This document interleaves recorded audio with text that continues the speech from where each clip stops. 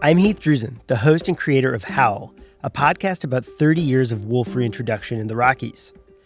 Join me and the Idaho Capital Sun's Clark Corbin for a panel discussion with the people who put wolves back in the West. Clark and I will also talk about our 1,000-mile journey through wolf country, tracking the history of reintroduction. The event is June 17th at 6 p.m. at the Boise State University Special Events Center. It's free and open to the public. From Boise State Public Radio, this is The Connector, Idaho Daily News. Good morning, I'm Tammy Tremblay. It's Thursday, June 5th. Coming up, as bird flu continues to spread to chickens and dairy cows, scientists are testing the first mRNA bird flu vaccine for calves. And a traffic alert for you on Highway 55 for the next several weeks.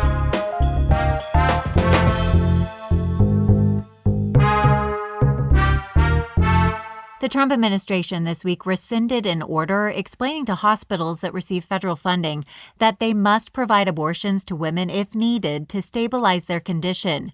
Julie Legetta has the latest. In 2022, the Biden administration issued guidance in accordance with the Emergency Medical Treatment and Medical Act, or EMTALA, clarifying hospitals could not turn away pregnant women in an emergency, directing them to provide abortions if medically necessary. The 1986 federal law mandates doctors stabilize patients during emergencies. On Tuesday, Trump announced he was revoking the Biden administration's guidance on emergency abortions.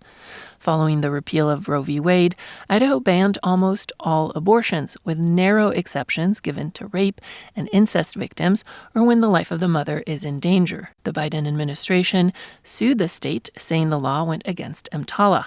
It argued doctors have a duty to preserve both patients' life and their health, which in certain situations can require abortion care. When Trump came into office, his administration dropped the case, but St. Luke's Medical System filed its own lawsuit over Idaho's abortion ban. In a statement, a hospital spokesperson said the latest move from the president does not change its position that EMTALA preempts state law. Julie Legetta, Boise State Public Radio News.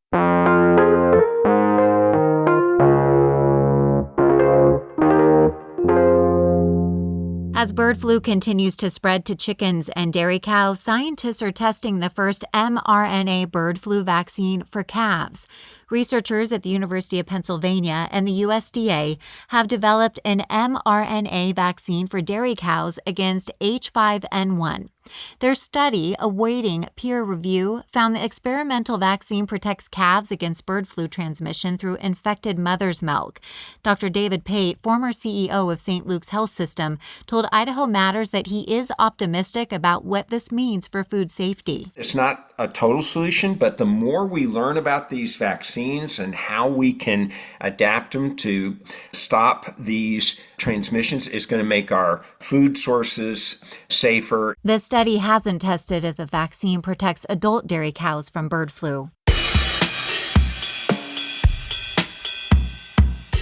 Idaho's iconic Rainbow Bridge is undergoing more maintenance. The Idaho Transportation Department announced closures happening for the installation of 20-foot steel support beams. Both lanes of Highway 55 along the bridge will be closed for about 15-minute intervals.